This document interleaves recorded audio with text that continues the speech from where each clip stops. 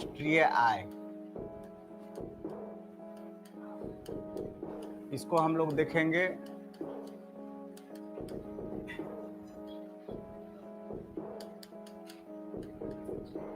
Income. अर्थव्यवस्था के घटक, अर्थव्यवस्था के घटक, या इसी को हम लोग बोलेंगे अर्थव्यवस्था के रूप। ये रूप हम लोग जान जाएंगे तब हम लोग आएंगे कि गणना कैसे करेंगे, गणना कैसे करेंगे। ठीक है, बात समझ में आया? यदि हम अर्थव्यवस्था के रूप को बांटते हैं तो ये अर्थव्यवस्था पूरी अर्थव्यवस्था है और इस अर्थव्यवस्था को हम लोग 3 सेक्टर में डिवाइडिंग करेंगे। पहला को हम लोग बोलेंगे प्राथमिक क्षेत्र। क्या बोलेंगे? प्राथमिक क्षेत्र। इसको हम लोग प्राइमरी इंग्लिश में बोलेंगे। दूसरा हमारा क्या हो जाएगा? द्वितीयक क्षेत्र, द्वितीयक क्षेत्र। और तीसरा को हम लोग बोलेंगे तृतीयक क्षेत्र, तृतीयक क्षेत्र। प्राइमरी, सेकेंडरी और टर्सरी। क्लियर है? यदि प्राथमिक क्षेत्र हम लोग बोले तो बाबू ये स्पेशल किससे संबंधित है? कृषि से है। ये क्या चीज से है? उद्योग से है ना। और ये किससे है? सेवा से। यदि हम कृषि बोलेंगे तो इसमें क्या क्या शामिल होगा? कृषि में हम लोग क्या क्या शामिल करेंगे? तो ऊपर में हमारा कृषि तो रहेगा ही रहेगा, उसके बाद मत्स्य पालन रहेगा, नेक्स्ट कुक्कुट पालन रहेगा। कुक्कुट पालन, कुक्कुट पालन मतलब पोल्ट्री फार्म है ना। उसके बाद जो है आपका वानिकी, वानिकी आपका रहेगा किसमें? इसी में रहेगा, फॉरेस्ट वाला, या इसी को हम लोग बोलते हैं लट। यदि आपसे प्रश्न पूछेगा कि प्राथमिक क्षेत्र जो है अर्थव्यवस्था के रूप में पहला कौन सा है? प्राथमिक। और प्राथमिक क्षेत्र कौन सा है? कृषि। और कृषि में क्या क्या आएगा? कृषि तो ऑलरेडी है ही, मत्स्य पालन है, कुक्कुट पालन है, उसके बाद वानिकी या लठ है। नहीं समझे? वानिकी और लठ मतलब क्या हो? जो लट्ठा नहीं होता है जो जंगल सब से हम लोग करते हैं, तो वो भी हमारा किसमें है? प्राथमिक सेक्टर। क्लियर है? राइट डाउन कर लो। ठीक है, दूसरा लिखो। हाँ,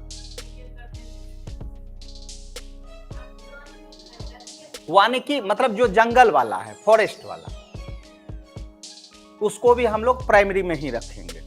ठीक है, इसमें हम लोग डालेंगे बाबू खनन एवं उत्खनन, खनन एवं उत्खनन, खनन एवं उत्खनन। उसके बाद हम डालेंगे विनिर्माण, विनिर्माण। ठीक है, उसके बाद हम लोग डालेंगे निर्माण, निर्माण। उसके बाद हम लोग डालेंगे एक और वो डालेंगे हम लोग बिजली, गैस और जलापूर्ति, बिजली, गैस और जलापूर्ति। तृतीयक वाला में व्यापार, होटल, अभी सब पे आ रहे हैं, होटल, परिवहन, व्यापार, होटल, परिवहन। दूसरा वित्तीय संस्था, वित्तीय संस्था या स्थावर संस्था। और तीसरा हमारा आएगा सामुदायिक सेवा, सामुदायिक सेवा। सामुदायिक सेवा, सामाजिक या व्यक्तिगत सेवा।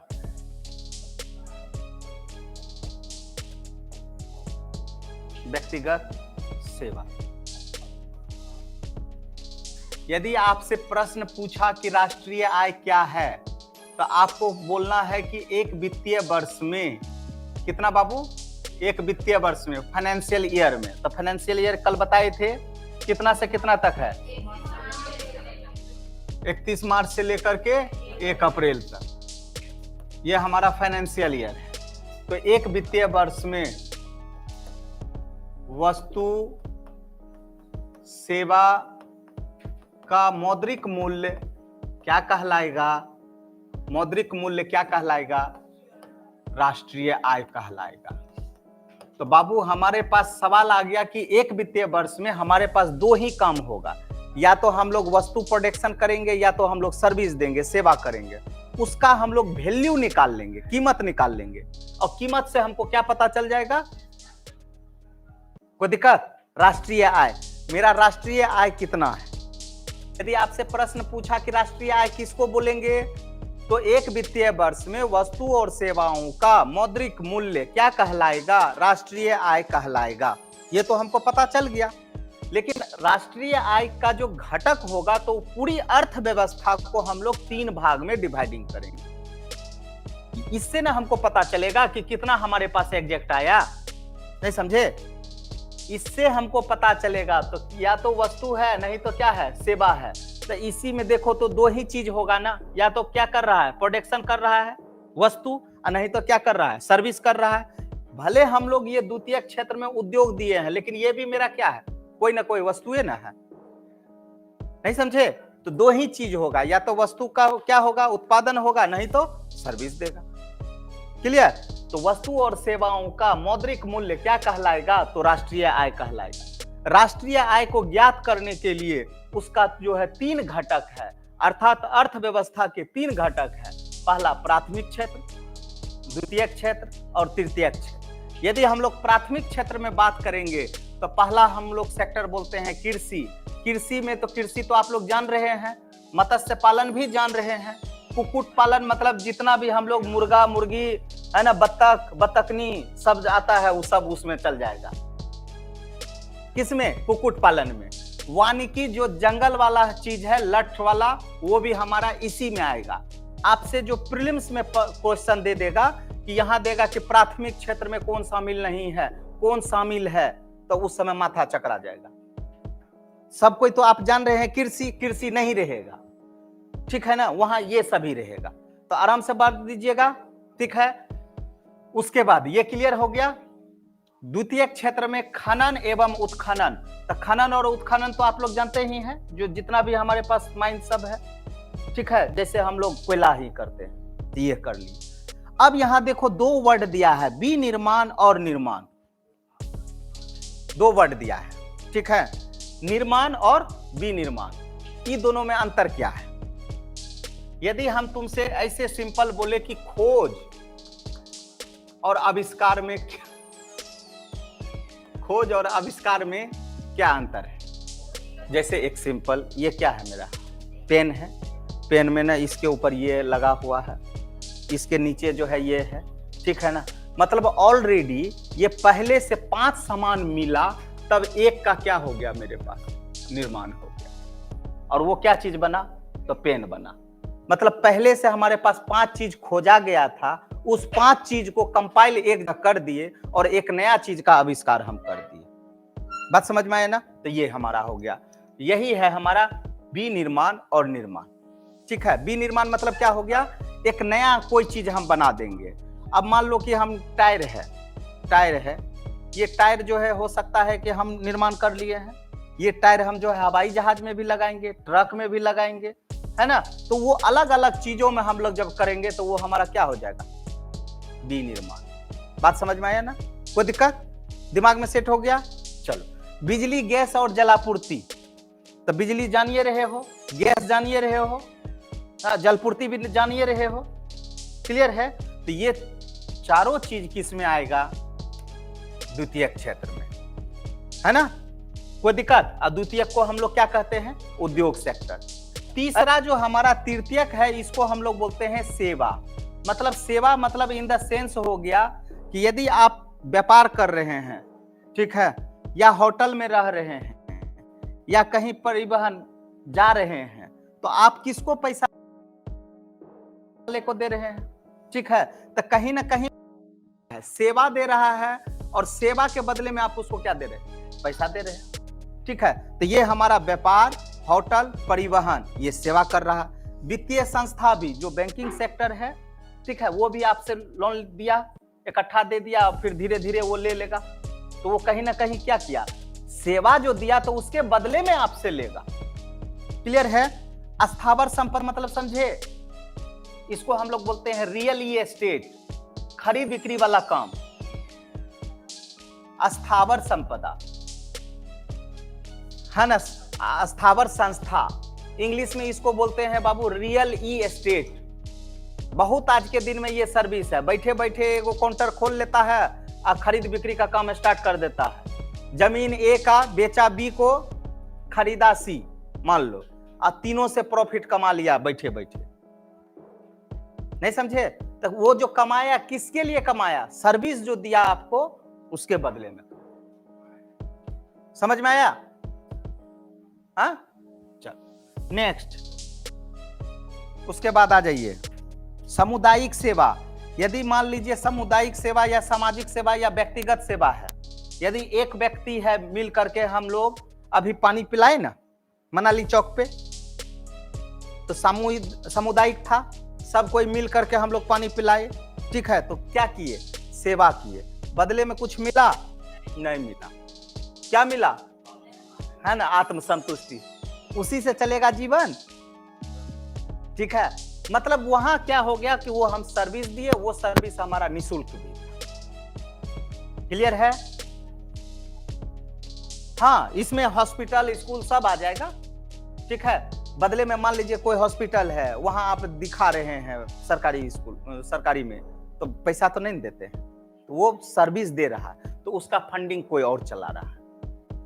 ठीक है ना, तो उसको हम लोग कनेक्टिंग कर देंगे पैसा से। ठीक है, कोई दिक्कत? अब बोलो बाबू, ये तीनों चीज यदि समझ में आ गया है तो बोलो, राष्ट्रीय आय किसको कहेंगे? एक वित्तीय वर्ष में वस्तु और सेवाओं का मौद्रिक मूल्य, मौद्रिक मतलब समझते हो ना क्या, उसको मनी में हम लोग कन्वर्ट कर देंगे। यदि आप वस्तु आया 50 किलो धान आया, तो हम धान तो नहीं करेंगे, धान को कन्वर्ट किस में करेंगे? हम लोग मन में करेंगे कि मतलब इतना का हमारा जो है मूल्य कितना हुआ। ठीक है, उसको कन्वर्ट कर लेते हैं, तो वस्तु और सेवाओं का मौद्रिक मूल्य क्या कहलाएगा? ठीक है, और इस राष्ट्रीय आय का घटक कौन कौन सा है? तो 3 घटक है। कौन सा? प्राथमिक क्षेत्र, द्वितीयक क्षेत्र, तृतीयक क्षेत्र। क्लियर है? कोई दिक्कत? यहीं पे यदि तुमको ये बात हम बोल देंगे कि प्राथमिक बोले तो कृषि, द्वितीयक बोले तो उद्योग, तृतीयक बोले तो सेवा, यह तीनों का हमारा क्या होगा? तो वस्तु और सेवाओं का मौद्रिक मूल्य होगा। अब गणना के लिए हम लोग अलग तरीके से अपनाएंगे। अब जो है गणना जो करेंगे तो उसके लिए तब हम लाएंगे जीडीपी, जीएनपी, एनडीपी और एनएनपी। बात समझ में आया ना? ये दिमाग में सेट हो गया। यदि बाबू यहीं पे ध्यान रखो, यदि हम बोले कि अर्थव्यवस्था के 3 रूप हैं, अभी वर्तमान समय में प्राथमिक क्षेत्र का योगदान कितना है? तो लगभग 18%। उद्योग का कितना है? तो लगभग 22%। और इसका कितना है? तो लगभग 52%, 50%, 100 हो गया, 90 हो गया, 60। ये वेरिएबल होते रहता है। मान लो अभी सबसे कम योगदान किसका है? कृषि का है। यदि आपसे प्रश्न आया कि इन सभी में सबसे योगदान ज्यादा किसका है, तो राइट आंसर क्या होगा? तृतीयक का। और यदि सेकंड पूछा तब द्वितीय, और सबसे कम किसका है? प्राथमिक का। बात समझ में आया? यदि प्राथमिक को यदि योगदान कम हो रहा है तो इसका क्या मतलब कि हम ये बता सकते हैं कि हमारा देश विकास नहीं कर रहा है? ये बता सकते हैं? तब किसको देख करके बताएंगे? तो और क्या देखेगा? यदि मान लो तुम्हारे पास ये डेवलप कर रहा है, ये डेवलप कर रहा है, लेकिन इसका योगदान तो मात्र इतना हो रहा है, तो इससे हम क्या पता यह कर सकते हैं कि यहाँ पे जो है हमारा देश तरक्की कर रहा है कि नहीं कर रहा है, या मेरा राष्ट्रीय आय डेवलपिंग हो रहा है कि नहीं हो रहा है। यदि मान लो इससे यदि प्राथमिक क्षेत्र का योगदान कम होता है तो इससे हम कतई नहीं बता सकते हैं कि हमारा देश विकास कर रहा है कि नहीं कर रहा है। यहाँ पे जो है साइमन कुजवेट का जो है एक थ्योरी काम आता है। साइमन कुजवेट का एक थ्योरी काम आता है। साइमन कुजवेट क्या कहते हैं बाबू, देखो कि यदि मान लो कि हम कृषि का कम विकास हो रहा है, कृषि का क्या हो रहा है, कम विकास हो रहा है, तो इससे हम ये पता नहीं कर सकते हैं कि हमारा द्वितीयक और तृतीयक हो सकता है कि वो विकास कर रहा है। और इसके पीछे साइमन कुजवेट जो थॉट दिया, वो थॉट दिया कि एंजल का परिवारवाद का नियम, एंजल का परिवारवाद का नियम, परिवारवाद का नियम। ये समझ में आया कि साइमन कुजवेट क्या कहते हैं कि यदि अर्थव्यवस्था में प्राथमिक क्षेत्र का योगदान घटता है तो इससे ये पता नहीं करेंगे कि हमारा देश विकास कर रहा है कि नहीं कर रहा है ना, इससे पता नहीं कर सकते हैं। और इसके पीछे जो है ना ये परिवारवाद का थ्योरी छुपा हुआ है। तो बोलो कैसे, अभी एक एग्जांपल हम देते हैं तुमको। ये एग्जांपल है, सपोज करो यहां पे ये रहती है संजना। कौन है, संजना। संजना, तुम्हारी मूलभूत आवश्यकता क्या क्या है, रोटी, कपड़ा और मकान, यही है ना। रोटी मतलब एग्रीकल्चर का सेक्टर हो गया, कपड़ा मतलब इंडस्ट्री सेकेंडरी वाला हो गया, और मकान मतलब सर्विस वाला हो गया। हर व्यक्ति को यही 3 चीज की आवश्यकता होती है ना। अभी ये संजना कहां से आकर के रह रही है, कहां से आकर के रह रही है, नौगछिया से। पापा महीना में कितना रुपया भेजते हैं, 5000। ठीक है, 5000 में ना खाना में कितना खर्चा करती है, 2000। ठीक है, 2000 यदि इसका प्रतिशत निकालेंगे तो कितना हो जाएगा, लगभग 40%। बात समझ में आया, लगभग 40%। अब कपड़ा का क्या लेती है, कपड़ा 1000, तुम ही बताते चलो। हाँ 1000 क्या प्रतिशत हुआ, 20%। ठीक है, और जो है शेष मकान वाले को कितना देती है, 2000। ठीक है, कितना हो गया, 40%।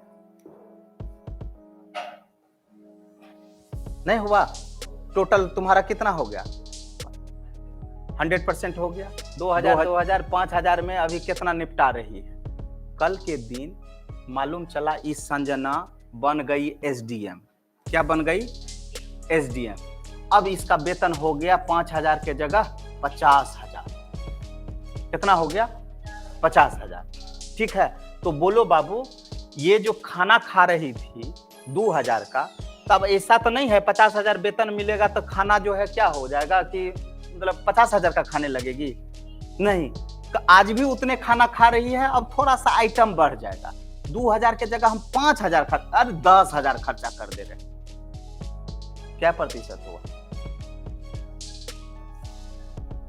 10%।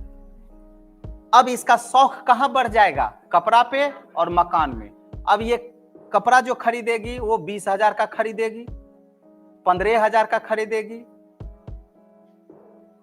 और मकान जो लेगी अब वो फ्लैटे ले लेगी 15,000 का, और सेफ जोन में भी रखेगी पैसा, 15-15 30 10 40 और 10,000 सेफ जोन भविष्य के लिए, है ना। ये देखो कितना प्रतिशत हो गया, लगभग 30%, लगभग 30% और 10%, और सेफ जोन में 30% बचा भी लिया। नहीं समझे, 35 और 10% बचा लिया, 10,000। नहीं समझे, 35 दूना 70, 10 80 पूरा लेना। ठीक है ना। अब ये चीज थ्योरी क्या कह रहा है, ये थ्योरी कह रहा है कि जैसे जैसे व्यक्ति की आय बढ़ती है तो प्राथमिक क्षेत्र का योगदान घटता जाता है, प्राथमिक क्षेत्र का योगदान घटता जाता है। जबकि द्वितीयक और तृतीयक क्षेत्र का योगदान बढ़ता जाता है। तो इसका मतलब क्या हो गया कि आपकी इनकम बढ़ गई, इसलिए इससे हम ये पता नहीं कर सकते हैं कि मेरा देश विकास नहीं कर रहा है।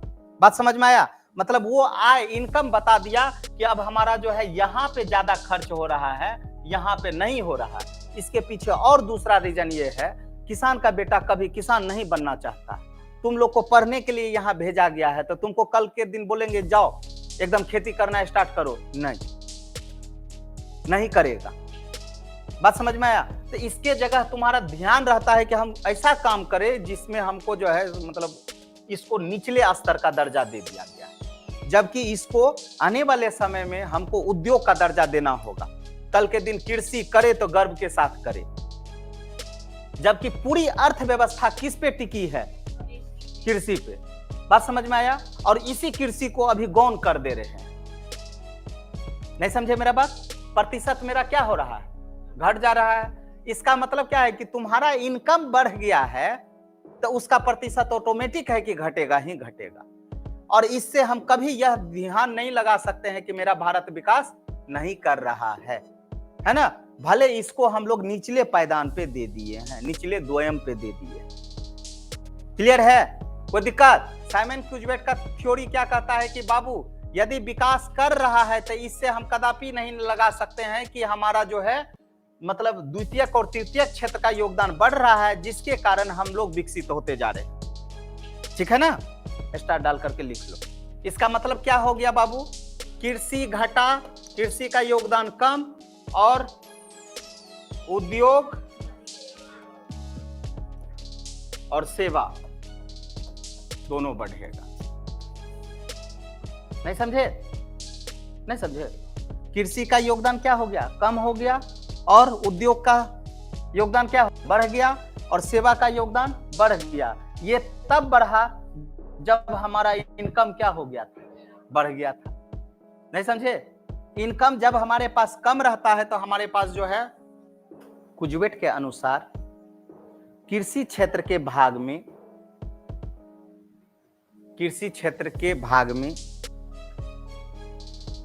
कमी आने के कारण